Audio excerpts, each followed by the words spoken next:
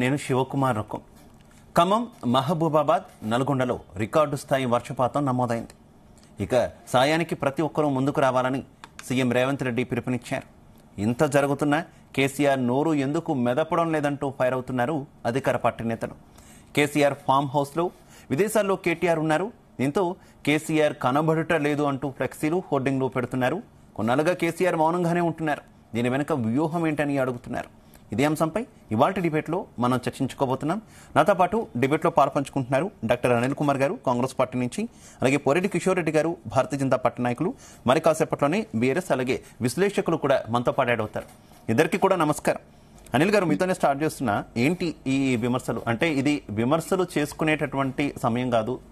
ప్రజలు చాలా ఇబ్బందుల్లో ఉన్నారు. రెండు తెలుగు రాష్ట్రాల్లో కూడా మనం చేతనైనటువంటి సాయం చేయాలి. ఇది మీ పార్టీ నేతలు చెప్తున్నారు, ముఖ్యమంత్రి కూడా చెప్తున్నారు. చెప్తూనే మరోవైపు రాజకీయాన్ని కూడా జొప్పించేటటువంటి ప్రయత్నం చేస్తున్నటువంటి పరిస్థితి ఏంటి? కేసీఆర్ టార్గెట్ గా ఈ విమర్శను ఏ రకంగా చూస్తారు?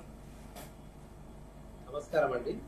నిజంగా ఇది చాలా దురదృష్టకరం. మొదటగా అయితే ఇంత విపత్తు దాదాపు ఖమ్మం, వరంగల్లోని కొన్ని ప్రాంతాలు, అదేవిధంగా మైబాద్ జిల్లాలోని దాదాపు కొన్ని ప్రాంతాలు, అదే కాకుండా చాలా దాదాపు ఒక 10 నుండి 20 లోపు ప్రాణ నష్టం కూడా జరిగినట్టు మనము ప్రచార మాధ్యమాల ద్వారా చూస్తున్నాము. నిజంగా వరదల్లో చనిపోయిన వాళ్ళ కుటుంబాలకు నిజంగా మన ప్రగాఢ సానుభూతి నా వ్యక్తిగతంగా కూడా నేను తెలియజేస్తున్నా. అంటే ఇప్పుడు విమర్శలు అనేది ఒక భాగంగా చూసుకుంటే నిజానికి కూడా మీరు అన్నట్టుగా ఇది విమర్శలు చేసుకోవాల్సిన సమయం కాదు. కానీ విమర్శలు ఎవరు మొదలు పెట్టారనేది విషయం. ఫస్ట్ ఇప్పుడు ఒక ప్రకృతి విపత్తు, ప్రకృతి విలయ తాండవం జరుగుతుంటే దాన్ని ఆపే శక్తి ఒక భగవంతుని తప్ప ఎవరికి ఉండదు. నిజం. ఎందుకంటే ప్రకృతిలో జరుగుతున్న విపత్తులను మానవ ప్రయత్నంగా కొంతవరకు మాత్రమే మనం వాటిని అవిరోధించవచ్చు. కానీ పూర్తి మొత్తంలో అది జరగాలంటే దానికి అన్ని వర్గాల ప్రజలు చేయూతను అందిస్తే కొంతవరకు నష్టాన్ని తగ్గించే ప్రయత్నం చేయొచ్చు, లేదా ప్రకృతి తనంతట తానుగా శాంతింపజేయాలి. ఈ రెండే జరగాలి. సో ప్రభుత్వంలో ఉన్నాం కాబట్టి కంపల్సరీ మా బాధ్యత ఈ ప్రజల పట్ల నిలవాల్సిన బాధ్యత, వాళ్ళ సహాయ చర్యలు అందించవలసిన బాధ్యత. ఎప్పటికప్పుడు మేము ఏ రోజైతే విపత్తు మొదలైందో ఆ రోజు నుండే రాష్ట్ర ముఖ్యమంత్రి గారు, అదేవిధంగా ఉప ముఖ్యమంత్రి గారు భట్టి గారు, అదేవిధంగా రేవంత్ రెడ్డి గారు, అందరూ సిబ్బంది కూడా ఎప్పటికప్పుడు అప్రమత్తంగా ఉండి తక్కువ ప్రాణ నష్టంలో చేసే విధంగా ప్రయత్నాలు చేసి కార్యాచరణ చేస్తుంటే మా యొక్క పనితీరును అప్రిషియేట్ చేయమని అంటలేము. కనీసం మాకు తోడ్పాటుగా నిలబడి మా ప్రయత్నం మీరు చేస్తుంటే దాదాపు 10 సంవత్సరాలుగా ప్రభుత్వంలో ఉన్న వాళ్ళకు కూడా ఎంతో కొంత అనుభవం ఉంటది. వాళ్ళ యొక్క అనుభవాన్ని కూడా జోడించి అక్కడ ఉన్నటువంటి లోకల్ యంత్రాంగం అంటే ఏ విధంగా ఈ యొక్క లోకల్ యంత్రాంగం అంటే ఇప్పుడు రాష్ట్రంలో 119 నియోజకవర్గాలు ఉంటే ఒక 64 నియోజకవర్గాల్లో మేముంటే మిగతా నియోజకవర్గాల్లో మాత్రం ప్రతిపక్ష నేతలే ఉన్నారు కదా. అక్కడక్కడ ఉన్నటువంటి సహాయక చర్యలు పరిశీలించవలసి, బాధ్యతగా వ్యవహరించవలసిన బాధ్యత ఆయా పార్టీ యొక్క నాయకులకు ఉన్నది కదా. అది కాక మొదటిగానే మన హరీష్ రావు గారు చెప్పింది ఏంటి, 9 మంది మంత్రులు ఉండి కూడా 9 మంది ఎమ్మెల్యేలు ఉండి కూడా 9 మందిని కాపాడలేకపోయిందని చెప్పింది. సరే, ఆ బ్రిడ్జ్ మీద ఉన్నటువంటి వాళ్ళను ప్రభుత్వం యొక్క సహకారంతో అందరు సమిష్టి కృషితో వారిని బయటికి తీసుకురావడం జరిగింది. కొందరు పాపం ఎంత ప్రయత్నించి కూడా సమయానికి హెలికాప్టర్లు రాకపోవడం వల్ల దురదృష్టకరం, కొందరి ప్రాణాలు కోల్పోవడం జరిగింది. దీంట్లో విమర్శలు చేయకుండా ప్రాణాలను ఎలా కాపాడాలి, జరిగిన విపత్తు నుండి మళ్ళీ రివోక్ ఎలా కావాలనే సలహాలు, సూచనలు అక్కడ ఉన్న అధికారులకైతే ప్రభుత్వ యంత్రాంగానికి ప్రధాన ప్రతిపక్ష నేతగా కేసీఆర్ గారు ఇచ్చి తన హుందాతనాన్ని చాటుకుంటారని మేము అనుకున్నాం. కానీ అయితే అనిల్ గారు ఈ వ్యాఖ్యలు, విమర్శలు, ప్రతి విమర్శలు పోనీ ఇవన్నీ వారు ప్రారంభించారా, మీరు కొనసాగిస్తున్నారు? ఇదంతా పక్కన పెడితే ఈ ఫ్లెక్సీల రాజకీయం ఏంటి? ఈ ఫ్లెక్సీలు ఎక్కడి నుంచి వచ్చాయి? కేసీఆర్ కనబడట్లేదు అనేటటువంటి ఫ్లెక్సీలు ఎక్కడి నుంచి వచ్చాయి? ఇది రాజకీయం కాదా? ఇది ఎవరు చేస్తున్నారు? ప్రజలు అడుగుతున్నట్టు మేము కాదు. గజ్వేల్ ప్రజలు ఆయనకు ఓట్లేసి గెలిపించిళ్ళు. తెలంగాణ ప్రజలు ఆయన ఏం చేసినా చేయకున్నా ఆయన మభ్య మాటలకు నమ్మి మోసపోయి 10 సంవత్సరాల ముఖ్యమంత్రి సీట్ ఇచ్చిళ్ళు. ఆయన కొడుకును మంత్రి చేసిండు, ఆమె బిడ్డని ఎంపీ చేసిండు, వాళ్ళ అల్లుని ఎంపీ మంత్రి చేసిండు, వాళ్ళ తటకుడు కొడుకుని రాజ్యసభ చేసిండు. ఇవన్నీ చేసిండు. ఇన్ని అనుభవించిన మీరు ఈ సమయంలో ఎక్కడ ప్రజలు అడుగుతారు. అవి కాంగ్రెస్ పార్టీ పెట్టిన ఫ్లెక్సీలు కాదు, ప్రజలు పెట్టే ఫ్లెక్సీలు. వాళ్ళ బాధ్యతాయుతంగా వ్యవహరించాలి కదా. కాబట్టి ప్రజలు అడుగుతారు. ఇప్పుడు ఫ్లెక్సీలు పెట్టడం వల్ల మాకు రేపో ఎల్లుండో వచ్చి ఎలక్షన్లు వచ్చి దానిలో గెలిచి మేము వాళ్ళ మీద పై చేయి స్థాయించేది ఏం లేదు. ఓకేనా? ఈ సమయంలో ఉన్న రాష్ట్రం యొక్క ప్రభుత్వ యంత్రాంగాన్ని ఎలా స్ట్రీమ్ లైన్ చేయాలనే టెన్షన్ లో గానీ, బాధ్యతలో గానీ, ఆ యొక్క వ్యవస్థలో గానీ మేముంటాం. ఫ్లెక్సీలు రాజకీయాలు చేయాల్సిన అవసరం కాంగ్రెస్ పార్టీకి లేదు. కానీ నిజంగా అంటే వాళ్ళకు కావాల్సింది ఏంది? కేవలం సీట్లు మాత్రమే. రేపు ఒకవేళ కేంద్రం నుంచి ఏమైనా సెంట్రల్ గవర్నమెంట్ గానీ, లేకపోతే ఇక్కడ ఉన్నటువంటి మా రేవంత్ రెడ్డి గారు గానీ రాండి, మీరే ప్రభుత్వాన్ని తీసుకోండి, ఈ ప్రభుత్వాన్ని చేపట్టండి అంటే 24 గంటల్లో తండ్రి కొడుకులు అందరూ పెట్టాబేరం చదువుకొని వచ్చి సెక్రటరీకి వచ్చి అధికారం తీసుకొని అప్పుడు రాజకీయాలు స్టార్ట్ చేస్తారు తప్ప. కానీ అధికారం లేకుంటే వీళ్ళు ఇంట్లోకి వెళ్ళి అడుగు కూడా బయట పెట్టారండి. Right, okay. మనం బీజేపీ వెర్షన్ కూడా వినే ప్రయత్నం చేద్దాం. కిషోర్ రెడ్డి గారు ఏమంటారు? ఒక పక్క ప్రజలు ఇబ్బందుల్లో ఉంటే ఈ రాజకీయాలేంటి, విమర్శలేంటి, ఫ్లెక్సీలేంటి అనేటటువంటి కమెంట్స్ వినిపిస్తున్నాయి. మీ అభిప్రాయం ఏంటి? ముందుగా మీకు అట్లాగే అనిల్ గారికి, మన జీటీవీ ప్రేక్షకులందరికీ నమస్తే, శుభోదయం. ఇప్పుడు అంటే కేసీఆర్ గారు బయటికి ఎందుకు రావడం లేదు అన్నది టాపిక్. కొంచెం ఈ సమయంలో అఫ్ కోర్స్ ఒకవైపు వరదలు, వర్షాలు, తెలుగు రాష్ట్రాల్లో కూడా చాలా నష్టం జరిగింది, చాలా మంది చనిపోయారు. కొంచెం గంభీరమైన పరిస్థితే. ఒకవైపు అది నడుస్తుండగా యువతల వైపు హైడ్రా సృష్టిస్తున్న అలజడి, రైట్, చాలా మంది ఆందోళనలో ఉన్నారు. చాలా మందికి నోటీసులు వచ్చాయి. ఈ చెరువులు, ఎఫ్టీఎల్, బఫర్ జోన్లు అని చెప్పి చాలా మధ్యతరగతి కుటుంబాలు, పేద కుటుంబాలకు కూడా చాలా మందికి, అంటే లోవర్ మిడిల్ క్లాస్ కి కూడా చాలా మందికి నోటీసులు వచ్చాయి. సో ఇవి రెండు మేజర్ గా ప్రజల్లో ఒక వర్షాలు, అటు ఈ హైడ్రా సృష్టిస్తున్న అలజడి ఏదైతే ఉందో చాలా మేజర్ గా ప్లే చేస్తున్నాయి ప్రజల మనసుల్లో. ఈ సమయంలో అంటే రెండు విధాలుగా చూడొచ్చండి. అంటే కేసీఆర్ గారు ఎందుకు మౌనంగా ఉన్నారు అనేది, గంభీరమైన సమయాల్లో చాలా వరకు మౌనంగానే ఉంటాము. ఉధృతమైన ఈవెన్ ప్రభుత్వం అయినా కానీ అన్ని జాగ్రత్తలు తీసుకుని ఎవరు ఎక్కడ ఉండాల్సింది అక్కడే ఉండమని చెప్పి పెద్దగా బయటికి వెంచర్ చేస్తే చూశారు మీరు, చాలా మంది కుట్టుకుపోయారు, చనిపోయారు. ఇంకొంచెం ప్రాబ్లమ్స్ అయ్యి పెద్ద మనుషులు బయటకు వస్తే అవి ప్రభుత్వానికి ఇంకొంచెం పెద్ద ప్రాబ్లమ్స్ అయ్యే అవకాశాలు కూడా ఉంటాయి. సరే, అది 1-2 రోజులు మాత్రమే, ఈ 4 రోజులు అనుకోండి పోనీ. కానీ కేసీఆర్ గారు ముందు నుంచి, అంటే ఎన్నికైనప్పటి నుంచి కూడా సరే వారికి తొంటి విరగడము, దాని తర్వాత ఆపరేషన్ చేయడం, ఇట్లాంటివన్నీ జరిగినాయి. కానీ బట్ ముందు నుంచి కూడా వారు ఈవెన్ బడ్జెట్ సమావేశాల సమయంలో కానీ ఇంకొకటి కానీ ఒకసారి వచ్చినట్టున్నారు 1 గంటకి. వారు ఆ ఓడిపోయినప్పటి నుంచి, అధికారంలో లేనప్పటి నుంచి, ముఖ్యమంత్రిగా లేనప్పటి నుంచి కూడా పెద్దగా డైరెక్ట్ గా పొజిషన్, ఇప్పుడు అపోజిషన్ లీడర్ పొజిషన్ లోకి ఇంకా పూర్తిగా వారు అది డైజెస్ట్ చేసుకున్నట్టుగా అనిపించలేదు. కొంచెం సమయం పడుతుండొచ్చు, ఇప్పటికీ 8-9 నెలలు అయిపోతుంది. బట్ రాష్ట్రానికి మాత్రం అవసరం. వారు ఇటు అధికారంలో కాకపోయినా ప్రతిపక్షంలో ఉన్నా కూడా అది కూడా చాలా ముఖ్యమైన రోల్. ప్రజాస్వామ్యంలో 2 వర్గాలు లేకపోతే చాలా కష్టం. ఎందుకంటే అధికారంలో ఉన్న వారిని ప్రశ్నించేవారే ప్రతిపక్షం. అఫ్కోర్స్ మేమున్నాము, బీజేపీ ఉంది, బీఆర్ఎస్ కూడా ఉంది. కానీ కేసీఆర్ గారు స్పెసిఫిక్ గా as an individual, as a person ఏంటి అని అంటే, వారు ముఖ్యమంత్రిగా చేశారు, ఎక్స్పీరియన్స్డ్ పర్సన్, ప్లస్ సభకు ఒక రకమైన గౌరవం, ఇవన్నీ కూడా ఇచ్చినట్లుగా ఉంటుంది. వారు పూర్తిగా ఇన్వాల్వ్ అవుతే రాష్ట్రానికి మంచిది. కానీ ఎందుకో అధికారం పోవడం అనేది, ప్లస్ ఆపోజిషన్ లో కూర్చోబెట్టడం అనేది, ఇప్పుడు leader of the opposition, leader of the house బదులు లీడర్ ఆఫ్ ది ఆపోజిషన్ గా కూర్చోవాలంటే వారికి ఆ రోల్ ఇంకా వారు దాంతో కాంప్రమైజ్ అయినట్లు లేరు అని అనిపిస్తాను. అదొకటే అండి. ఇంకా కేసీఆర్ గారు అన్అవైలబుల్ అని అంటే ఈ రోజే కాదు, గత 10 సంవత్సరాలు వారు ముఖ్యమంత్రిగా ఉన్నప్పుడు కూడా చాలా సార్లు అంటే రోజుల కొద్దీ ఎవరితో టచ్ లో ఉండేవారు కాదు. అది వారి యూజువల్ స్టైల్. అంటే ముఖ్యమంత్రి అయిన తర్వాత, అఫ్ కోర్స్ ఉద్యమం సమయంలో అది వేరే ఉండేనేమో కానీ, బట్ ముఖ్యమంత్రి అయిన తర్వాత ఇప్పుడు కూడా ఫామ్ హౌస్ లో ఉండడము, ఎవరికి అవైలబుల్ లేకపోవడము, ఈవెన్ మంత్రులకి ఎమ్మెల్యేలకు కూడా చాలా మంది ఇవే కంప్లైంట్లు కదా, అన్రీచబుల్, అన్అవైలబుల్ అని చెప్పి కంప్లైంట్స్.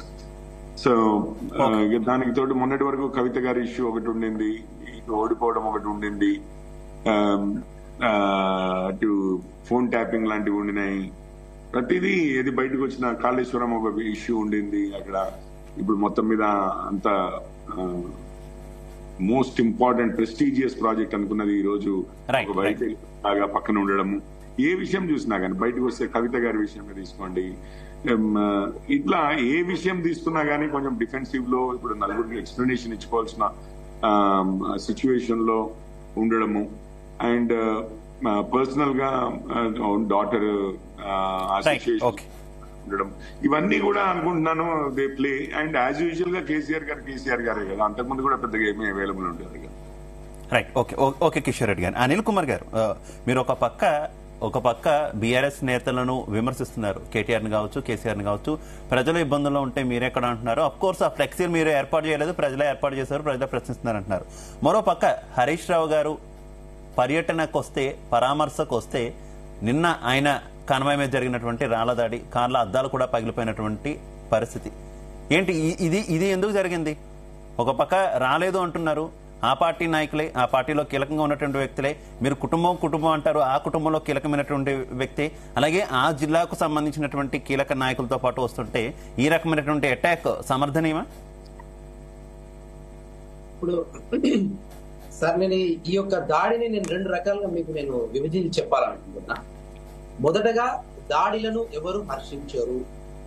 మేము కూడా నా వ్యక్తిగతంగా అటువంటి దాడి నిజంగా ఏమైనా కాంగ్రెస్ పార్టీ కార్యకర్తల ద్వారానే జరిగి ఉంటే మాత్రం దాన్ని పూర్తిగా 100% మేము దాన్ని వ్యతిరేకిస్తున్నాం, నేను ఖండిస్తున్నాం. ఇది మా రాహుల్ గాంధీ గారికి నచ్చదు, మా కాంగ్రెస్ పార్టీ సిద్ధాంతం కూడా అది కాదు. నేను చెప్పేది ఏంటంటే, ప్రజలలో మనం వెళ్ళినప్పుడు, ఇప్పుడు ఈవెన్ సరే వాళ్ళ ప్రతిపక్షంలో పక్క పెట్టండి, అధికార పక్షంలో మేము వెళ్ళినప్పుడు కూడా మమ్మల్ని కూడా అడుగుతుంటారు ప్రజలు, కొందరు నిలదీస్తుంటారు. వాళ్ళకి ఎందుకంటే భావోద్వేగంతో ఉంటారు, కుటుంబ సభ్యులను పోగొట్టుకొని ఉంటారు, ఆస్తి నష్టం అయి ఉంటది. ఓకేనా, వాళ్ళు మనం ఒక గంట లేట్ పోయి ఉంటాం, మనం పోయే వరకే జరగవలసిన నష్టం జరిగిపోయి ఉంటుంది. వాళ్ళు భావోద్వేగంలో ఉన్నప్పుడు వాళ్ళ ఎమోషనల్స్ మనం క్యారీ చేయాలి, వాళ్ళ ఎమోషనల్స్ మనం హోల్డ్ చేయాలి, అర్థం చేసుకోవాలి. కానీ వాళ్ళకు ఉన్నటువంటి ఆ యొక్క ఎమోషనల్ కూడా రాజకీయం చేసే ప్రయత్నం చేస్తే ఇటువంటి పరిణామాలు ఎదురయ్యాయి. అక్కడికి పోయి కూడా మీరు పోయి ఏమనాలి, జరిగిన నష్టానికి మీ యొక్క ప్రజలే కొట్టారంటారా రాళ్లతో? ప్రజలే కొట్టిల్లని నేనైతే అనుకుంటున్నా. కార్యకర్తలు అయితే మాత్రం ఒకవేళ కార్యకర్తలే ఉంటే మాత్రం అటువంటి చర్యలు ఏ కార్యకర్తలు కూడా ఎవరు కూడా అటువంటివి చేయకూడదు. ఒకవేళ కార్యకర్తలే చేస్తుంటే మాత్రం, కార్యకర్తలు చేసినా, ప్రజలు చేసినా, ఎవరు చేసినా, అనిల్ కుమార్ గారు, ఈ ఘటనలో మీరు అసలు పోలీస్ కేసు నమోదు చేశారా? ఎంతమంది మీద కేసు నమోదు చేశారు? కనీసం ఎవరు రాళ్ళు విసిరారన్నది ఏమైనా ఐడెంటిఫై చేసినటువంటి సిచ్యువేషన్ ఉందా? ఎందుకంటే మీరు అధికారంలో ఉన్నా, వారి అధికారంలో ఉన్నా, ఎవరు విపక్షంలో ఉన్నా, ఇది పరామర్శకు వచ్చిన ఇంకో కార్యక్రమానికి వెళ్ళిన భౌతిక దాడులు, లేదంటే అటాక్ చేయడం, పర్సనల్ అటాక్ చేయడం, ఇవన్నీ కూడా కరెక్ట్ కాదు కదా. అసలు రాజకీయాలు ఎంకరేజ్ చేయకూడదు కదా. ఎవరు స్టార్ట్ చేశారనేది నేను చెప్పట్లా, ఎవరు చేశారనేది నేను సర్టిఫికెట్ ఇవ్వట్లా. కాకపోతే ఇది కరెక్ట్ ధోరణి కాదు కదా అని చెప్తున్నా. 100% ఇది కరెక్ట్ ధోరణి కాదు సార్. రాబోయే భవిష్యత్తులో కూడా ఇటువంటి పునరావృతం కావద్దు. ఇది కాంగ్రెస్ పార్టీ సిద్ధాంతానికి వ్యతిరేకం. మేమే కాదు, ఎవరు చేసినా దీన్ని 100% మేము ఖండిస్తాం. రేవంత్ రెడ్డి గారు కూడా ఇటువంటి చర్యలను ప్రోత్సహిస్తారని నేను అనుకోను, వారు ప్రోత్సహించరు. రాష్ట్ర ముఖ్యమంత్రిగా ఏమైనా లా అండ్ ఆర్డర్ ప్రాబ్లం అయితే మా రేవంత్ రెడ్డి గారే దాన్ని హోల్డ్ చేయాలి కదా, హ్యాండిల్ చేయాలి కదా. అటువంటి పొజిషన్ లో ఉండి వేరే వారి మీద దాడి చేస్తారు అని చేయమని మా రేవంత్ రెడ్డి గారు అయితే అనరు, మా బట్టి గారు అయితే అనరు. కాబట్టి అది కాంగ్రెస్ పార్టీ చర్య కాదు. డెఫినెట్ గా దాని మీద సమగ్ర విచారణ జరగాలి, దోషులకు శిక్ష జరగాలి. నంబర్ 1. నంబర్ 2, నేను అనేది ఏంటంటే, నిజంగా ఒక కాంగ్రెస్ పార్టీ కార్యకర్తలే అటువంటి జరిగి ఉంటే ఎటువంటి పరిణామాల్లో జరిగినాయని దాని యొక్క పరిణామాలు ఏవైనా అది కాంగ్రెస్ కార్యకర్తలైనా ఎవరైనా కేసు అయితే నమోదు చేయాలి కదా. అనిల్ కుమార్ గారు, నేను చెప్పేది అది తప్పనిసరిగా కేసు నమోదు చేయాలి, దాని మీద సమగ్ర విచారణ జరగాలి. అది ఎవరైనా సరే, దానికి ఎవరు హర్షించదు. కాంగ్రెస్ పార్టీ కూడా దాన్ని స్వీకరించదు, దాన్ని ఖండిస్తుంది. ఓకే, కిషోర్ రెడ్డి గారు ఏమంటారు? ఈ అటాక్ లో పర్వాన్ని ఏ రకంగా చూస్తారు కిషోర్ రెడ్డి గారు? ఈ గ్రౌండ్ మీద అటాక్స్ అండి. హరీష్ రావు గారి మీద జరిగినటువంటి అటాక్ రాళ్ళదాడి పార్టీ వాళ్ళ మీద ఏదైనా కానీ ఎప్పుడైనా కానీ అటాక్స్ అనేవి అసలు ప్రజాస్వామ్యంలో ఏ ప్లేసెస్ ఉండవండి. ఏ ప్లేస్ లేదు అసలు. అప్పుడు అంతకుముందు సంజయ్ గారు ఇది మనము దుబ్బాక హుజూరాబాద్ లో బీఆర్ఎస్ ఓడిపోయిన తర్వాత వారు అదే సమయం అంటే అప్పుడు పంటలు సేకరణ ఇదంతా జరుగుతుంది. ఇన్స్పెక్షన్ కన్నీ బయలుదేరితే ఆ ఓడిపోయామన్న కసిలో, ఆ బాధలో, ఆ కోపంలో అండ్ అప్పుడు కేసీఆర్ గారు బయటకు వచ్చి ఒక వారం వరకు బయటికి రాలేదు. వారం తర్వాత బయటకు వచ్చి ఇక ఎప్పుడు వాడినటువంటి భాష వాడి కిషన్ రెడ్డి గారి మీద, సంజయ్ గారి మీద చాలా దుర్భాషలాడి ఇక వారు వ్యక్తపరిచారు ఇక వారు ఎంత అగెయిన్స్ట్ గా ఉన్నారు, కోపంగా ఉన్నారు. విపరీతమైన దాడులు జరిగాయి, ఇట్లాగే రల్ల దాడులు ఇవన్నీ కూడా. సో ప్రభుత్వంలో ఉన్న అంటే ప్రతిపక్షంలో ఉన్న వారిపై దాడి జరిగింది అని అంటే నార్మల్ గా ఏమవుతుంది, అది ప్రభుత్వంలో ఉన్న వారిది ఎయిదర్ రెండే విషయాలు ఉంటాయి. ప్రభుత్వం వారు చేయించారని అనుకుంటారు. ఎవరైనా చేయనియండి, రాజకీయ నాయకుడి మీద ఇంకెవరికి ఉంటది చేయడానికి అనేది ఆర్గనైజ్డ్ గా అనిపిస్తే ఎయిదర్ ప్రభుత్వమే చేయించి ఉండాలా, లేకపోతే ప్రభుత్వం అసమర్థతన్నా అయి ఉండాలా. రెండు కూడా మంచిది కాదు ఏ ప్రభుత్వానికైనా కానీ. ఇప్పుడు ప్రభుత్వమే జయించింది అంటే ప్రభుత్వంలో ఉన్న అధికారంలో ఉన్న పార్టీయే జయించిందన్నా వస్తుంది, లేకపోతే రెండోది ఏమొస్తుంది, వారి అసమర్థతన్నా అయింది, ఆపలేకపోయారు, ఎమ్మటే అరెస్ట్ చేయలేకపోయారు, జైల్లో పడేయలేకపోయారు, అవతల అంటే కేసులు పెట్టలేకపోయారు, ఇవన్నీ వస్తాయి. సో డిలే అవుతున్నా కొద్దీ వారిని అరెస్ట్ చేయడంలోనే కానీ ఆ ఎక్స్టెన్సివ్ అరెస్ట్ ఉంటాయి, ఎవరో తీసుకొచ్చి ఒకటి ఇక్కడ అక్కడ అని కాదు. కానీ ఈ ఫీలింగ్ ఏమవుతుంది అనంటే ప్రభుత్వాలు కూడా ఏం చేస్తాయి అనంటే క్రిటిసిజం ఆపోజిషన్ దగ్గర నుంచి ఎక్కువ వస్తున్నప్పుడు ఒక్కరి మీద దాడి అయినప్పుడు వారిని అట్లాగే వదిలేసామనుకోండి, మిగిలిన వాళ్ళు ధైర్యం చేయరు కదా అని చెప్పి. సో బేసిక్ గా ఇట్లాంటివి ఏవి జరిగినా గానీ ప్రజాస్వామ్యంలో అధికార పక్షానికి ఎంత రోల్ అయితే ఉందో ప్రతిపక్షానికి కూడా అంతే రోల్ ఉంది. ఇంకా యాక్చువల్లీ నిజం చెప్పాలంటే అంతకంటే ముఖ్యమైన రోల్ ఉంది. సో ఆ రోల్ ని వారు నిర్వర్తించేటట్లుగా ప్రతిపక్షంలో ఉన్నవారు వారిగా స్వేచ్ఛ అనేది ఉండాలి. వారి మీద ఈ విధమైన అటాక్స్ కావాలంటే మాటల్లో మీటింగ్లు పెట్టి అవతల వాళ్ళని కడిగి పారేయండి. కానీ గ్రౌండ్ లో అటాక్స్ జరుగుతున్నప్పుడు ఒకవేళ మీరు చేపించకపోయి ఉండొచ్చు. నేను డైరెక్ట్ గా రేవంత్ రెడ్డి గారే ఫోన్లు చేసి అక్కడికి ఏదో చేపిస్తారని నేను అనుకోవట్లేదు, చేపించకపోయి ఉండొచ్చు. కానీ మీరు చాలా స్విఫ్ట్ గా అట్లాంటి అటాక్స్ ఏమైనా జరిగినాయంటే ఎమ్మటే స్విఫ్ట్ గా యాక్షన్లు తీసుకుని కేసులు పెట్టి జనాల్ని అరెస్ట్ చేసి మళ్ళీ ఇంకొకసారి ఇట్లాంటివి జరగవు, జరిగితే చాలా తీవ్రంగా ఉంటది అటాక్ చేసిన వాళ్ళకి అన్నటువంటి మెసేజ్ పంపిస్తే అయిపోతుంది. లేకపోతే కామ్ గా ఉన్నారు అని అంటే ఓకే ఇది మాకు ఇష్టమే, ఇంకో 4 చేయండి అన్న ఫీలింగ్ లో. ఓకే అనిల్ కుమార్ గారు, మొత్తం ఈ వ్యవహారం మొత్తం ఈ డిజాస్టర్ ఎక్కడైతే జరిగిందో ఆ ప్రాంతాల్లో మృతి చెందినటువంటి మృతుల కుటుంబాలకు, ఇబ్బంది పడిన వారికి ప్రభుత్వం ఎక్స్గ్రేషియా ప్రకటించింది. స్వయంగా ముఖ్యమంత్రి రేవంత్ రెడ్డి 5 లక్షల రూపాయలు ఎవరైతే మృతున్నారో వారికి ఎక్స్గ్రేషియా ప్రకటించినటువంటి పరిస్థితి. అయితే ఈ ఎక్స్గ్రేషియా విషయంలో కూడా కొంత విమర్శలు వస్తున్నాయి. గతంలో విపక్షంలో ఉన్నప్పుడు ఎక్స్గ్రేషియా ఎక్కువ ఇవ్వాలి, భారీ ఎత్తున ఒక ఫిగర్ చెప్పినటువంటి అప్పటి విపక్ష నేత ఇప్పటి ముఖ్యమంత్రి అధికారంలోకి వచ్చిన తర్వాత తక్కువ మొత్తంలో ఇస్తున్నారనేటటువంటి విమర్శలు బీఆర్ఎస్ నుంచి ఎక్కువగా వినిపిస్తున్నటువంటి పరిస్థితి. ఏమంటారు దీని మీద? తప్పకుండా ఉన్నటువంటి వనరులను ఉన్నకున్న పరిస్థితులను అదే విధంగా నష్టపోయిన వారి సంఖ్యను ఆధారంగా బట్టి ఈ విపత్తు యొక్క సహాయం అనేది అందిస్తారని నాకున్న అవగాహన. కాబట్టి ఇప్పుడు ఎంత మనం ఇచ్చినా కూడా నిజానికి ఎంత ఇచ్చినా కూడా చనిపోయినటువంటి ప్రాణాలను తిరిగి తీసుకురాలేము, జరిగినటువంటి నష్టాన్ని పూడ్చలేము. మనం ఇచ్చే సహాయం అనేది వాళ్లకు ఎంతో కొంత కొద్దిగా రిలాక్స్ ని కలగజేస్తే తప్ప గానీ పూర్తి యొక్క నష్టాన్ని చేకూర్చలేదు. కాబట్టి ఈ రాష్ట్ర విపత్తును జరిగినట్టుగా దాదాపు 2000 కోట్లకు పైగా విపత్తు జరిగినట్టు ప్రాథమిక అంచనాలు వేశారు. కేంద్రం నుంచి కూడా బాధ్యత ఉన్నది. కేంద్రం నుంచి కూడా సహాయం ఇప్పటికే నాకు తెలిసి ఒక 1000 కోట్లు ఫస్ట్ ఇస్తే బాగుండేది. జరగవలసిన నష్టాలను టగటగ దాన్ని పూడ్చుకుంటూ వెళ్ళిపోయి ఎక్కువ మనకు సహాయం చేసే అవకాశం ఉంటది. జరిగిన నష్టానికి జరిగినటువంటి విక్టిమ్స్ కి బాధితులకు మనం ఎంత సహాయం చేసినా కూడా ఆ నష్టాన్ని పూడ్చలేము. ఎంత వీలైతే అంత ఇస్తే మంచిదని నా యొక్క వ్యక్తిగత అభిప్రాయం. తప్పకుండా ఆ రకంగా ప్రభుత్వం చర్యలు తీసుకుంటుందని నేను అనుకుంటున్నా. మరి ముఖ్యంగా నేను అనేది ఏంటంటే సహాయాన్ని నిధులకు మనము మాట్లాడుకుంటే ఇది ఒక జాతీయ విపత్తు. ఇది కేంద్రం దీన్ని జాతీయ విపత్తుగా ప్రకటించాలి, ఎక్కువ నిధులు ఇవ్వాలి. ఇప్పుడు మేము ఎంత ఇచ్చామో దానికి ఇంకొక 2 రేట్లు కేంద్రం నుంచి కూడా ఆ యొక్క బాధితులకు ఇచ్చి ఆదుకొని వాళ్లకు ఈ సమయంలో వాళ్ళ పక్షాన్ని నిలబడితే బాగుంటుందని నా యొక్క డెఫినెట్ గా కేంద్రం ఖచ్చితంగా కూడా సహాయం చేయాల్సినటువంటి అవసరం ఉంటుంది. అయితే ఏంటి మీరు గతంలో రేవంత్ రెడ్డి గారు హైదరాబాద్ ఫ్లడ్స్ విషయంలోనో ఇతర ఫ్లడ్స్ విషయంలోనో అనలేదా ఒక 20 లక్షల నుంచి 15 లక్షల వరకు ఎక్స్గ్రేషియా ప్రకటించాలని? ఇప్పుడు మీరు అధికారంలోకి వచ్చిన తర్వాత మీకు ఇచ్చేటటువంటి అవకాశం వచ్చిన టైంలో మాత్రం కేవలం 5 లక్షలకు పరిమితం అయిపోతే కరెక్ట్ అంటారా? ఇప్పుడు హైదరాబాద్ ఫ్లడ్స్ వచ్చినప్పుడు అది కేవలం హైదరాబాద్ మాత్రమే సంబంధించి ఉంటది, సంఖ్య తక్కువ ఉంటది కాబట్టి ఇచ్చే మోతాదు ఎక్కువ ఇచ్చే అవకాశం ఉంటది. ప్రభావం ఒకటే కదా అనిల్ కుమార్ గారు, ప్రభావం ఒకటే కదా. ఇక్కడైనా నష్టపోవడమే, అక్కడైనా నష్టపోవడమే, ఇక్కడైనా కుటుంబ పెద్దను కోల్పోవడమే, అక్కడైనా కుటుంబ పెద్దను కోల్పోవడమే.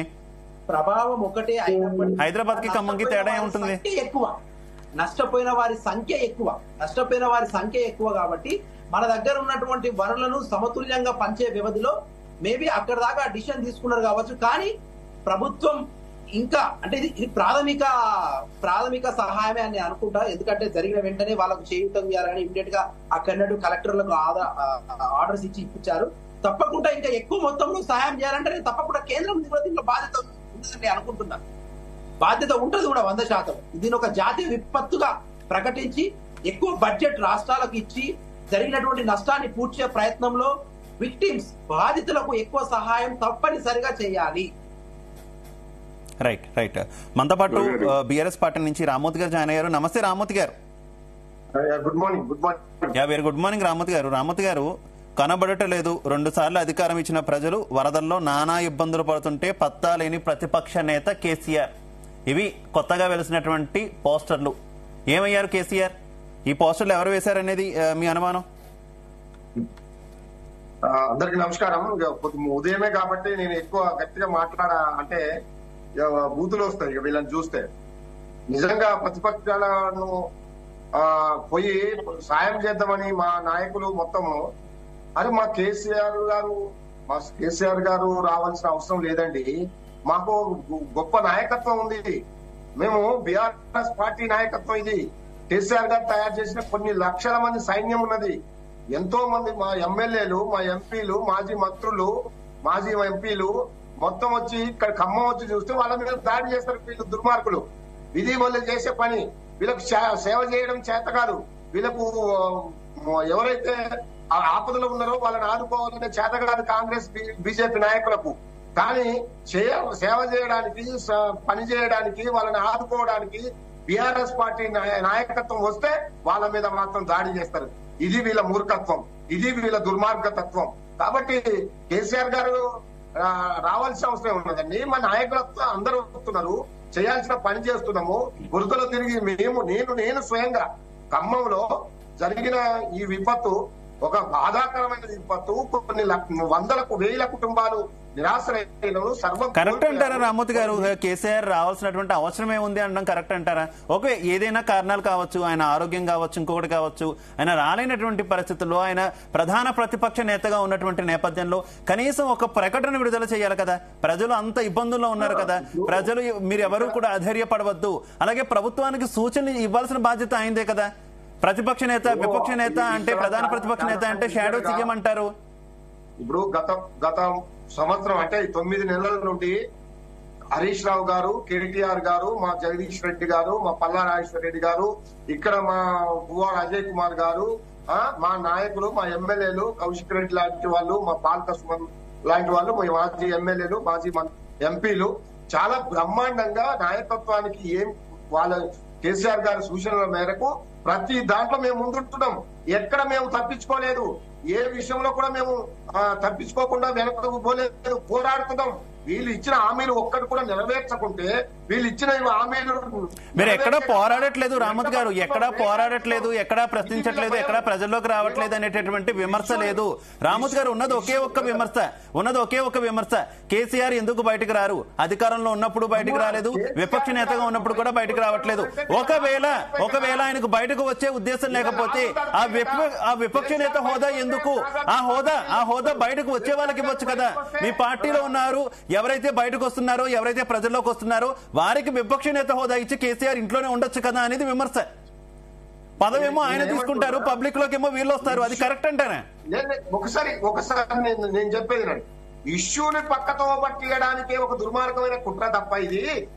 నీకు చేయవలసి నీకు శాతం అయితే హరీష్ రావు గారు అడిగినట్టు, కేటీఆర్ గారు అడిగినట్టు, ఇక్కడ మా ఎమ్మెల్యేలు మా మాజీ మంత్రులు అడిగినట్టు నువ్వు పని చేసి తీరు. నీకు దమ్ముంటే నీకు పని చేయవలసి శాతం కాదు. కేసీఆర్ గారు అడుగుతాడు, అడిగే టైంలో అడుగుతాడు. ఆయన వస్తే మీకు లాభం తడుస్తాయి, మీ బతుకులు ఆగమైతాయి. ఆయన బయటకు వస్తే అందుకే మీరు భయపడేది ఏంది?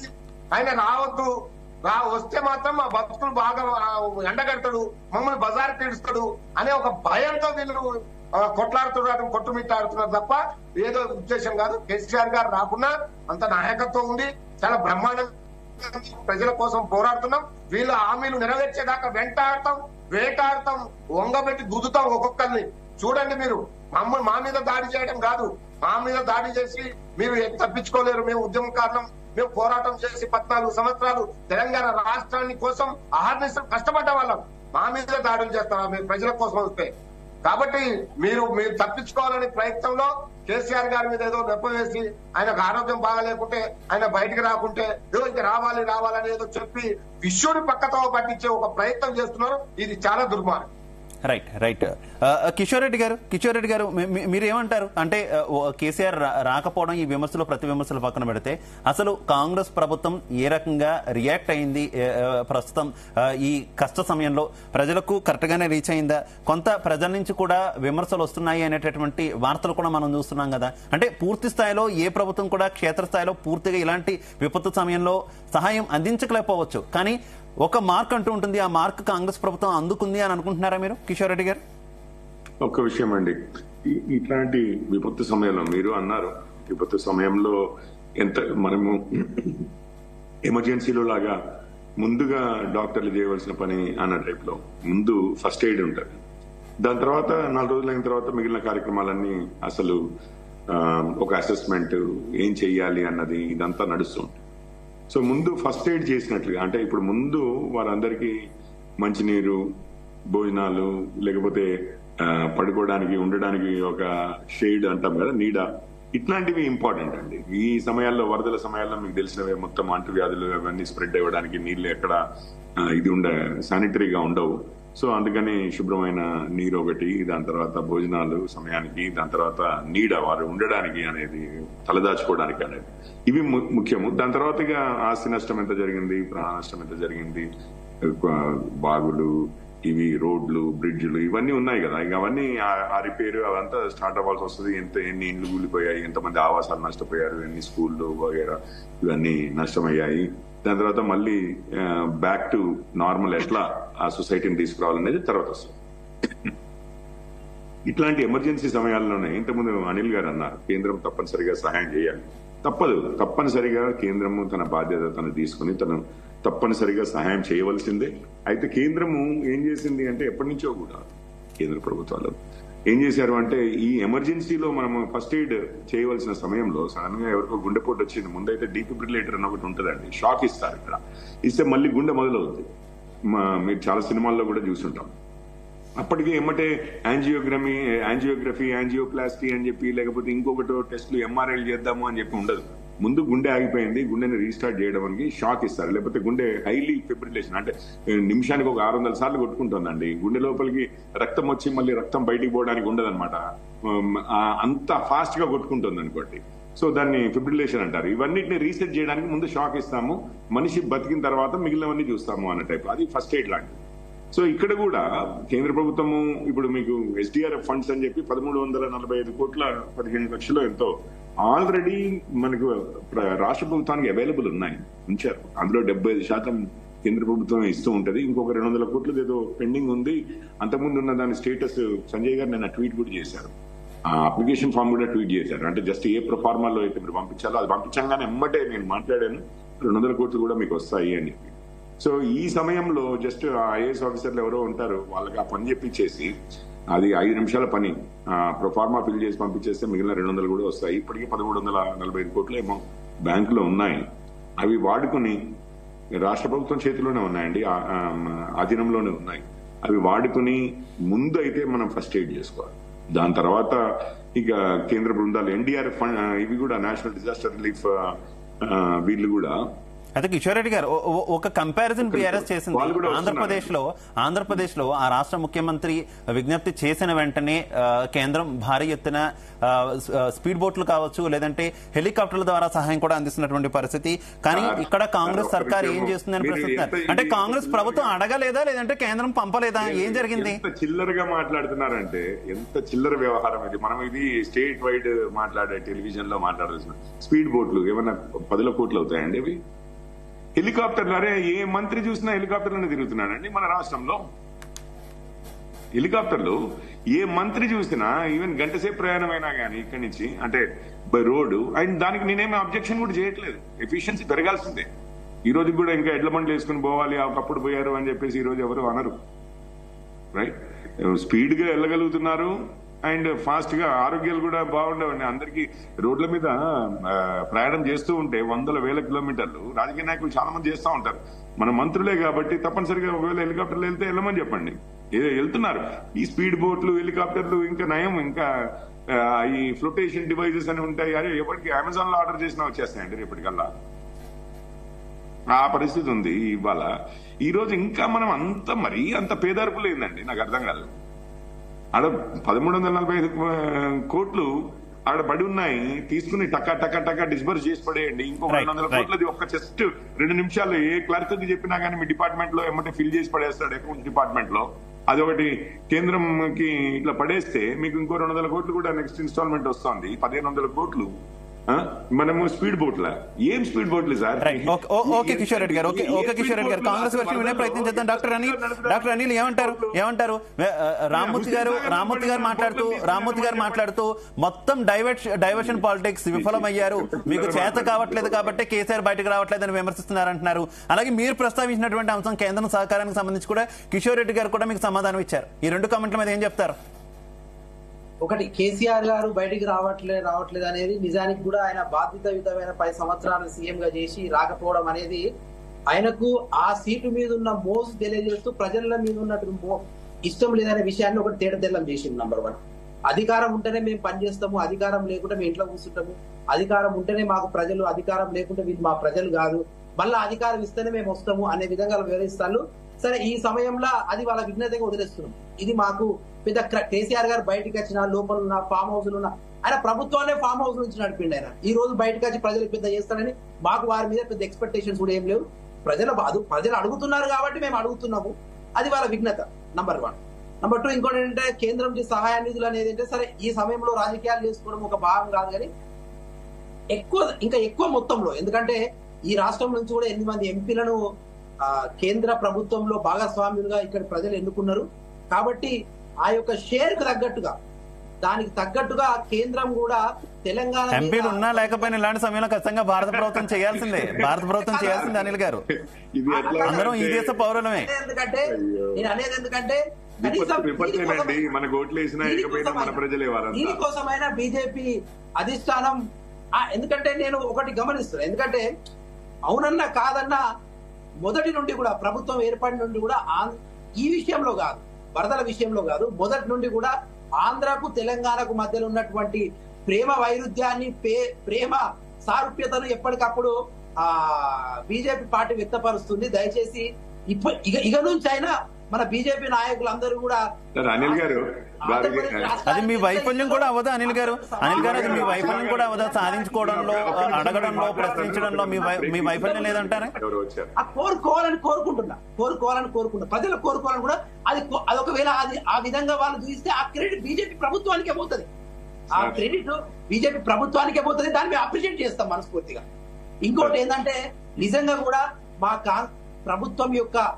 ప్రభుత్వం యొక్క పనితీరును ఒక కాంగ్రెస్ పార్టీ వ్యక్తిగతంగా నేను అభినందిస్తున్నా ఈ సమయంలో. ఎందుకంటే కొందరు నాయకులు ఇప్పుడు మైబాద్ యొక్క రైల్వే ట్రాక్ కొట్టుకపోవడం వల్ల ప్రజలు మొత్తం వరంగల్ రైల్వే స్టేషన్ లో 2 రాత్రులు 2 రాత్రులు 2 పగలు వెయిట్ చేస్తే దూరం పోవలసిన వాళ్ళు మా పొన్నం ప్రభాకర్ గారు, మా నాయన రాజేందర్ రెడ్డి గారు పోయి వారికి 2 రోజులు వాళ్లకు సహాయం ప్రతి ఒక్కటి వాళ్ళు పేస్ట్ చేసుకోవడానికి బ్రష్ చేసుకోవడానికి బ్రష్ల కానుంచి వాటర్ బాటిల్ కానీ ఫుడ్ ప్యాకెట్స్ కానీ అందించి 2 రోజులు సమగ్రంగా వాళ్ళతో ఉన్నారు. అదేవిధంగా నెక్కొండలో వాగుపై అర్ధరాత్రి బస్సు ఆగిపోతే అక్కడ ఉన్నటువంటి దొంతి మాధవ్ రెడ్డి గారు లోకల్ ఎమ్మెల్యే గారు, కలెక్టర్ గారు, ఎస్పీ గారు రాత్రి అంతా ఆ ప్రజలతో ఉండి ఉదయాన్న ప్రతి ఒక్కళ్ళు గమ్యస్థానాలకు చేర్చే విధంగా వాళ్ళు చర్య తీసుకొని ఇదే విధంగా రాష్ట్రంలో ఉన్నటువంటి ప్రతి ఎమ్మెల్యేలు వాళ్ళ స్థానాలలో వాళ్ళ ప్రదేశాలలో అధికారం ఒక భాగం అయితే మానవీయత కోణాన్ని కూడా చాటుకున్నారు. వాళ్ళే కాకుండా రాష్ట్రంలో ఉన్నటువంటి అనేక మంది స్వచ్ఛంద సంస్థలు కూడా విరాళాలు ఇస్తాను, అనేక మంది పార్టీలు ఇస్తున్నారు, సినీ యాక్టర్లు ఇస్తున్నారు. వాళ్ళందరినీ కూడా మనం మనస్ఫూర్తిగా ఈ సమయంలో వాళ్ళు ఆహ్వానించాలి, వాళ్ళకు మనం ధన్యవాదాలు తెలియజేయాలి. ఎప్పుడైనా ఇటువంటి విపత్తులు జరిగినప్పుడు ఏ రాజకీయ పార్టీలైనా సరే ఇంతకుముందు హింసల గురించి మాట్లాడిల్లు. నేను ఇంతకుముందు మాట్లాడినప్పుడు మన బీఆర్ఎస్ అన్నగారు లేకుండే, నేను వారికి కూడా మళ్ళీ ఒకసారి చెప్తున్నా, ఒకవేళ పార్టీలే ఇటువంటి హింసలను చేపడితే ఇంతకుముందు బీజేపీ మన కిషోర్ అన్న గారు ఒక మంచి మాట అన్నారు, రేవంత్ రెడ్డి గారికి ఫోన్ చేసి దాడులు చేయమని చెప్తారని నేనైతే అనుకోనని. వాస్తవం అది.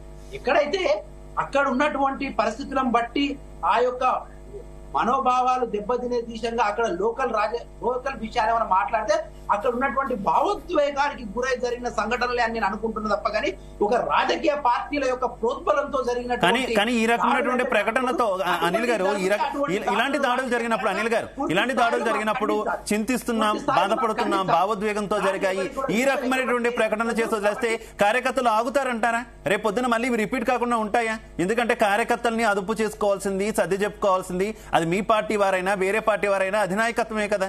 ఖచ్చితంగా కూడా రేవంత్ రెడ్డి గారు, కేసీఆర్ లేకపోతే ఇంకొకరు ఫోన్ చేసి దాడులు చేయమని చెప్పరు. కానీ దాడి జరిగినప్పుడు తర్వాత ఇంకోసారి జరగకుండా నిలువరించాల్సినటువంటి ప్రయత్నం పార్టీ అధినాయకత్వమే చేయాలి కదా. 100% చేయాలి. ప్రభుత్వాన్ని కూడా మేము రిక్వెస్ట్ చేస్తున్నాం. తప్పకుండా జరిగిన వాటి మీద ఒక విచారణ జరగాలి. దానిలో దోషులు ఎవరు శిక్షించాలి. వాళ్ళ ఎమ్మెల్యేలే, మేము ఎమ్మెల్యేలమే. ఏముంటదండి పదవులు ఎవరికి శాశ్వతం? ఎన్ని సంవత్సరాలు ఉంటాం? వాళ్ళు ఎన్ని సంవత్సరాలు ఉన్నారు, మేము ఎన్ని సంవత్సరాలు ఉంటాం? ఏదైనా ప్రజలు నిర్ధారిస్తారు. అధికారం వాళ్ళు ఉన్నప్పుడు వాళ్ళు ఇష్టరీతిగా చేస్తేనే కదా ఈ రోజు ప్రజలు మాకు అవకాశం ఇచ్చిండ్రు. కాబట్టి అటువంటి వ్యక్తిగత విషయాల, అటువంటి దాడుల పట్ల మా రేవంత్ రెడ్డి గారు కానీ మా భట్టి గారు కానీ ఎటువంటి సమర్థించరు. కాంగ్రెస్ పార్టీ సిద్ధాంతానికి వ్యతిరేకం. రాహుల్ గాంధీ గారు కూడా ఇటువంటి నచ్చరు. కాబట్టి అటువంటి దాడులను పూర్తి మొత్తంలో ఖండించాలి. ఎవరైనా చట్టపరమైన చర్యలు తీసుకోవాలి. కాబట్టి ఇటువంటి విపత్తు సమయంలో రాజకీయాలు చేయకుండా అన్ని పార్టీలు ఏకతాటి మీదకి ప్రజలను కాపాడుకోవాల్సిన బాధ్యత మనకున్నది. బీజేపీ నాయకులు కూడా, టీఆర్ఎస్ నాయకులు కూడా కాంగ్రెస్ పార్టీతోని ఏకదాటి మీద నిలబడి కేంద్రం నుంచి రావాల్సిన నిధుల పట్ల ఎక్కువ మొత్తంలో నిధులు తీసుకొచ్చి వాళ్ళ యొక్క పాలి భాగస్తులైనటువంటి ఆంధ్రప్రదేశాన్ని నిధులు కాకపోయినా కూడా ₹1 తక్కువైనా మంచిది, కానీ మాకు ఎక్కువ నిధులు తీసుకొచ్చి ఇక్కడ ఉన్నటువంటి ప్రజలను కాపాడుకోవాల్సిన అవసరం మనకు ఉన్నదని దీంట్లో అందరూ కలిసి రావాలని విజ్ఞప్తి చేస్తున్నారు. రామ్మూర్తి గారు, ఇందాక అనిల్ గారు కూడా ప్రస్తావించినట్టు కేసీఆర్ పాలన కూడా ఫామ్ హౌస్ నుంచే చేశారనేటటువంటి విమర్శలు చాలా ఉన్నాయి. ఎన్నికల్లో ఆ రకమైనటువంటి విమర్శలు మిమ్మల్ని ఎంతగా దెబ్బతీసాయో మీకు తెలిసిందే. అయినప్పటికీ కూడా ఇంకా కేసీఆర్ ప్రజల్లోకి రావట్లేదు అనేటటువంటి విమర్శలు పెరుగుతున్నాయి తప్ప ఎక్కడ తగ్గట్లేదు.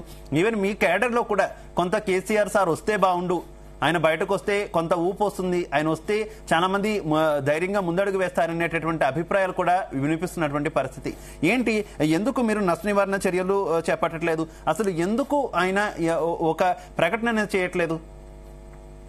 అసలు కేసీఆర్ గారు బయటకు వస్తే వీళ్ళకి లాగులు తడుస్తాయి. కేసీఆర్ గారు ఎప్పుడు బయటికి రావాలా, ఎప్పుడు ఏం మాట్లాడాలా, ఎప్పుడు అది చేయాలనేది కేసీఆర్ గారు బాగా తెలుసు. కేసీఆర్ గారికి ఒక గొప్ప సైన్యం ఉన్నది. కేసీఆర్ గారి దగ్గర గొప్ప నాయకత్వం ఉంది. కాబట్టి కేసీఆర్ గారు కొంచెం ఆరోగ్య పరిస్థితులలో లేకపోతే ఇబ్బందుల పరిస్థితుల్లో అసెంబ్లీకి రామ్మూర్తి గారు ఓడిపోయిన తర్వాత విపక్ష నేత కింద అసెంబ్లీకి ఎందుకు రావట్లేదు అంటే ఆయన స్థాయి వ్యక్తులు అక్కడ లేరు అని అన్నారు. అఫ్ కోర్స్ అది కూడా, ఆ ప్రకటన కూడా కరెక్ట్ అయినటువంటి ప్రకటన కాదు. స్థాయి మనం వ్యక్తులను చూసి ఇవ్వము, గౌరవం, హోదా అనేది అక్కడ ఉన్నటువంటి పదవులకు ఇవ్వాలి. ముఖ్యమంత్రిగా ఎవరున్నా ముఖ్యమంత్రి, అందరికీ ముఖ్యమంత్రి. ఖచ్చితంగా కూడా ఆ పదవికి మనం గౌరవం ఇవ్వాలి. కానీ రాలేదు, ఆ ప్రకటన చేశారు, మేము ఉన్నాము, మేము తేల్చుకుంటాం అన్నారు. కానీ ప్రజలు కష్టాల్లో ఉన్నప్పుడు అప్పుడు కూడా ఆయన బయటకు రాకపోతే ఖచ్చితంగా ప్రజల్లోకి కేడర్లోకి తప్పుడు సంకేతాలు వెళ్ళవా? మీకు నష్టం జరగదా దానివల్ల? మీరు కేసీఆర్ గారు బయటికి రావడం లేదని మీకు బాధ, లేదా అడుగుతున్నారు అడిగే పనులు చేయలేకపోతున్నాం అనే బాధ. ఇది నాకు క్లారిటీ కావాలా. మీకు సమస్యలు తీర్చాలనే చిత్తశుద్ధి ఉందా? మీకు సమస్య తీర్చాలనే చిత్తశుద్ధి ఉంటే ఇగో మా ఎమ్మెల్యేలు వచ్చారు, ఇగో మా ఎంపీలు, మా 4 5 వాళ్ళ జీతాలు, ఎమ్మెల్సీల జీతాలు, ఎంపీల మా ఎమ్మెల్యేల జీతాలు మొత్తం ఒక నెల జీతం మొత్తం ఈ విపత్తుకు ప్రకటించింది. మరి బీజేపీ కేంద్ర ప్రభుత్వం ఉన్నది, వెంటనే ఒక 10,000 కోట్లు తీసుకురావచ్చు కదా, జాతీయ విపత్తుగా ప్రకటించి. వాళ్ళు తీసుకురారు, వీళ్ళు అడగరు. కేసీఆర్ గారు బయటికి రావడం అనేది సమస్య కాదండి. కేసీఆర్ గారు ఎప్పుడు రావాలా? మా నాయకత్వం ఉంది, మా నాయకత్వం అందరం తిరుగుతున్నాం, చాలా బ్రహ్మాండంగా పనిచేసుకుంటున్నాం. ఈ ప్రభుత్వాన్ని అడుగుతున్నాం, వెంటాడుతున్నాం, వేటాడుతున్నాం. ఇప్పుడు నాకు కావాల్సింది, ఇప్పుడు బట్టి విక్రమార్క గారు ఉన్నారు, ఇక్కడ ఈ జిల్లాలో 3 మంత్రులు ఉన్నారు. మధ్యలో గత వారం రోజుల నుండి నిద్రలేని రాత్రులు గడుపుతున్నారండి. చాలా ఇబ్బందుల్లో నీళ్లు వచ్చి ఇండ్లు అన్ని మునిగిపోయి ఆగమైపోతుంటే కడతనని చెప్పి బట్టి విక్రమార్క ఓట్లు వేపించుకొని ఇప్పుడు తప్పించుకొని తిరుగుతున్నాడు. ఆయన డిప్యూటీ సీఎం, ఆర్థిక శాఖ మంత్రి. ఇప్పటి వరకు కనీసం ఒక శానిటరీ లేదు, ఒక మంచినీళ్లు అందజేయలేదు. ఖమ్మంలో గాని మధ్యలో గాని ఎలాంటి ఒక దుప్పట్లు ఇవ్వలేదు. ఇప్పుడు ప్రజలు అంటున్నారు, నేను కూడా పోయి వచ్చాను, వాళ్ళు అంటున్నారు, అయ్యా గతసారి కూడా ఇట్లాంటి విపత్తు వస్తే కేసీఆర్ గారు ఇచ్చిన దుప్పట్లే ఉన్నాయి, కేసీఆర్ గారు ఇచ్చిన మొత్తం పరుపులు పోయినాయి, కేసీఆర్ గారు మంచిగా రేషన్ ఇచ్చాడు, అన్ని చూసుకున్నాడు, మంచినీళ్ళు ఇచ్చాడు, శానిటరీ చేయించాడు, మంచి వైద్య సదుపాయాలు చూపించాడు. కానీ ఇప్పుడున్న ప్రభుత్వం ఏ ఒక్కటి కూడా పట్టించుకోలేదు. దానికి సమాధానం చెప్పాలండి. వాళ్ళు ప్రజలు అడుగుతున్నారు, మీరు సోషల్ మీడియాలో చూస్తున్నారు, వాళ్ళు స్వయంగా ఇచ్చారు అని చెప్తున్నారు. కేసీఆర్ బయటికి రావాలా? కేసీఆర్ గారు మీకెందుకండి? నాకు అర్థం కాదు. మీరు చేయాల్సిన పని చేయాలి అదండి. మీరు ప్రజలకు చేయాల్సిన సేవ చేయండి. ప్రజలకు ఇబ్బందులు కాకుండా కేంద్రం నుండి కొట్లాడండి. మొత్తం బోర్డు మంత్రులు, ఎమ్మెల్యేలు పోయి ధర్నా చేయండి కేంద్రం దగ్గర. ఒక 10,000 కోట్లు జాతీయ విపత్తుగా ప్రకటించి ఒక 10,000 కోట్లు తీసుకురండి. ఎవడొద్దంటాడు? మీకు చేతగాక, మీకు చావలేక, మీరు దద్దమ్మలై, మీ ప్రజలకు ముఖం చూపెట్టుకోలేక మీరు ఎక్కడెక్కడో తిరిగి, మీరు గాలి మోటార్లో తిరుగుతారు, మీరు హెలికాప్టర్లో తిరుగుతారు, కానీ ప్రజల్ని కాపాడడానికి హెలికాప్టర్లు తీసుకురారు. ఇది ఎక్కడ న్యాయం అండి? ఇది ఎక్కడ అదండి? ఏదనంటే కేసీఆర్ గారి ఏడుస్తారు. కాబట్టి మీరు చేయాల్సిన పని మీరు చేయండి. డాక్టర్ అనిల్ రెస్పాండ్ అవ్వాలి. డాక్టర్ అనిల్ గారు రెస్పాండ్ అవ్వాలి. ఏమంటారు? కేసీఆర్ రావాలని ఎందుకంటున్నారు? కేసీఆర్ వస్తే ప్రజల సమస్యలు ఇప్పుడున్నటువంటి కష్టాల నుంచి గట్టెక్కుతారా? ముందు మీ పని మీరు చేయాలంటున్నారు రామ్మూర్తి గారు. మా పని మేము చేస్తున్నాం. కేసీఆర్ గారు రావడం కేసీఆర్ గారు ప్రజలు మర్చిపోయారు. ఒక్క నిమిషం రామ్మూర్తి గారు. జరగవలసిన సహాయం జరుగుతుంది. ముఖ్యమంత్రి గారే స్వయంగా ఖమ్మంను విజిట్ చేశారు.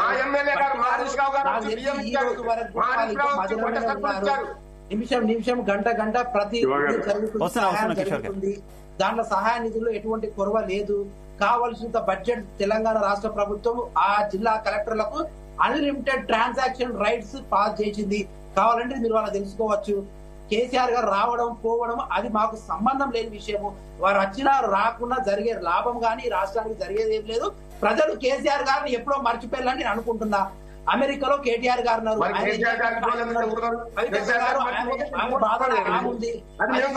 రోడ్డు మీద వదిలిపెట్టిళ్ళు. ఒక నిమిషం రామత్ గారు, ఒక్క నిమిషం ప్లీజ్.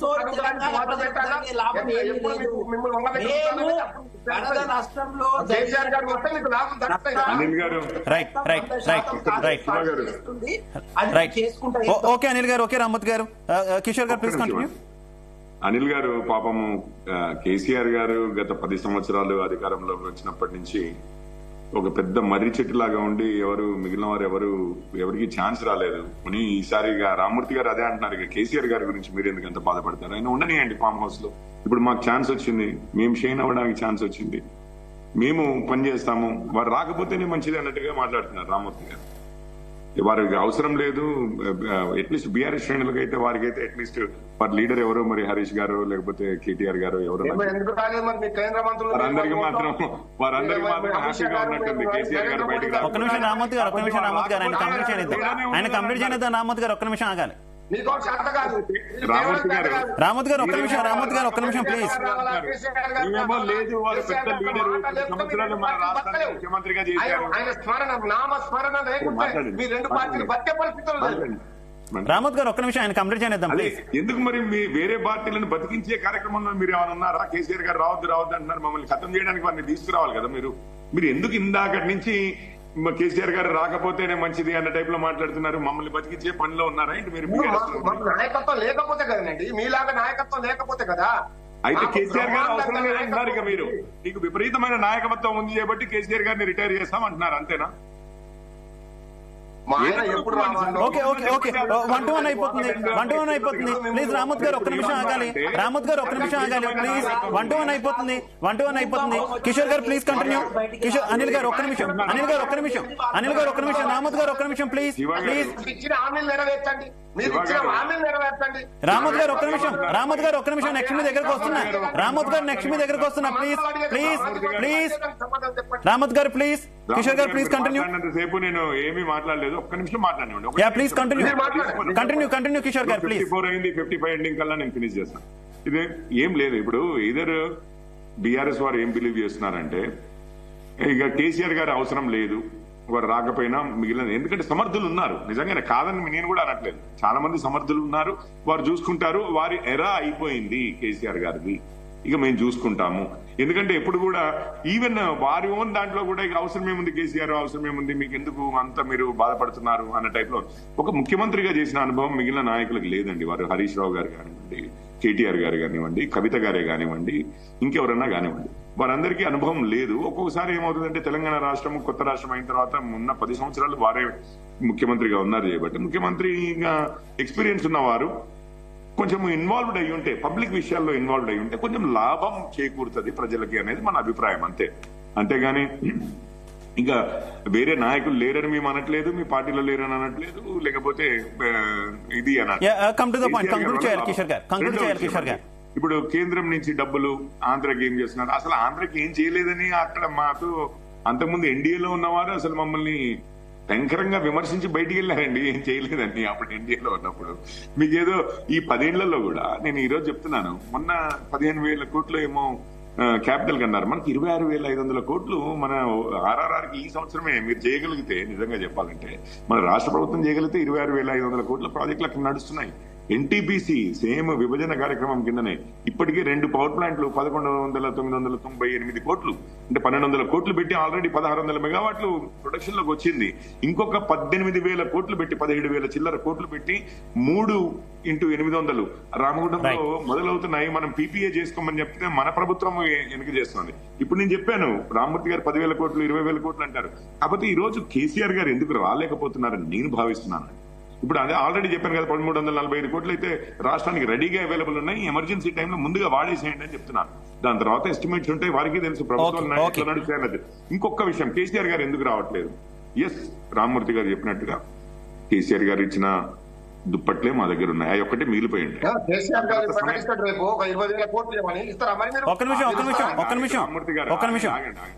ఆగండి రామ్మూర్తి గారు, కేసీఆర్ గారు ఒక రాష్ట్రంలో ఉన్న కిషోర్ గారు ప్లీజ్ ఒక్క నిమిషం.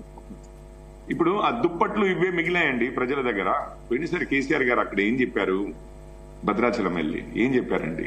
ఎన్ని వేల ఇండ్లు కట్టిస్తా అన్నారు, ఎక్కడ కట్టిస్తా అన్నారు, ముప్పుకు మళ్ళీ గురికాకుండా జర్నలిస్టులకు ఏం చేస్తా అన్నారు. ఇవన్నీ ఏమీ జరగలేదండి కేసీఆర్ గారు, అందుకనే రాలేకపోతున్నాడు పాపం. ఎక్కడొస్తారు చెప్పండి? రామోద్ గారు కంక్లూడ్ చేయాలి. ఓకే కిషోర్ గారు ప్లీజ్. రామోద్ గారు కంక్లూడ్ చేయాలి. ఒకసారి కేసీఆర్ గారు గ్రౌండ్ కు పోతే కిషోర్ గారు ఒక్క నిమిషం ప్లీజ్. రామోద్ గారు కంక్లూడ్ చేయాలి, మనకు టైం లేదు. అందుకని ఆ భయానికే రావట్లేదు కిషోర్ గారు ఓకే. రామోద్ గారు ప్లీజ్ కంక్లూడ్. నేనేమంటున్నా, కేసీఆర్ గారు వచ్చి అడుగుతున్నాడా, మా మంత్రులు, మా మాజీ మంత్రులు, మా మాజీ ఎమ్మెల్యేలు అడుగుతున్నారా అనేది కాదు ఇష్యూ. వీళ్ళు దాని ట్రాక్ ను తప్పుతో పట్టించి ఇష్యూను బంద్ చేయాలనే ఒక దుర్మార్గమైన కుట్ర తప్ప ఇక్కడ ఏం లేదు. కాబట్టి మీరు చేయాల్సిన పని చేయండి వెంటనే. ఇప్పటికి కూడా చాలా ఇబ్బందులు ఉన్నారు ఖమ్మం జిల్లా ప్రజలు. అటు మధురలో గాని, ఇటు ఖమ్మం టౌన్ లో గాని ఎన్నో ఇబ్బందులు పడుతున్నారు. దాన్ని కప్పిపుచ్చుకోవడానికి వచ్చిన వాళ్ళను దాడి చేసిన దుర్మార్గుల్ని ఇప్పటి వరకు అరెస్ట్ చేయలేదు, కనీసం క్షమాపణ చెప్పలేదు. సీఎం వెంటనే క్షమాపణ చెప్పాలి. ముగ్గురు మంత్రులు ముక్కు నేలకు రాయాలి, నేలకు రాసి క్షమాపణ చెప్పి ప్రజలకు ఏం కావాలో అది చేయాల్సిన బాధ్యత కాంగ్రెస్ ప్రభుత్వం డాక్టర్ అనిల్ ప్లీజ్ కంక్లూడ్ చేస్తూ అన్ని సమస్యలు అనిల్ గారు ఒక్క నిమిషం రామోద్ గారు మీ పాయింట్ తీసుకున్నాం. స్వచ్ఛంద సంస్థలు ప్రజలకు సహాయం చేయాలి. కేసీఆర్ గారు రారు, వారు వచ్చినా జరిగేది ఏమి లేదు. ప్రభుత్వం బాధ్యతాయుతంగా వ్యవహరిస్తుంది. కేంద్రం కూడా ఇవ్వవలసిన నిధులు సకాలంలో ఇచ్చి తెలంగాణ రాష్ట్ర ప్రజలను కాపాడుకోవాలి. ఈ విపత్తుకర సమయంలో రాజకీయాలకు పోకుండా అన్ని పార్టీలు ఏకతాటి మీద వచ్చి తెలంగాణ రాష్ట్ర ప్రయోజనాలు, వాళ్ళకు జరిగిన నష్టాన్ని పూడ్చే విధంగా మనం ముందుకెళ్లి ప్రజలను కాపాడుకోవాలని ఈ యొక్క అవకాశం ఇచ్చిన Zee Telugu right thank you వారికి ధన్యవాదాలు. Thank you so much doctor Anil Kumar గారు, thank you so much Kishore Reddy గారు, thank you so much Ramoth గారు, అందరికీ కూడా ధన్యవాదాలు డిబేట్లో పాల్పంచుకున్నందుకు. ఓవరాల్ గా చూసుకుంటే తెలంగాణలో వరద రాజకీయం అయితే నడుస్తుందనే చెప్పుకోవచ్చు. ఓ పక్క ప్రజలు ఇబ్బందుల్లో ఉంటే మాత్రం ఇటు రాజకీయ పక్షాలు మాత్రం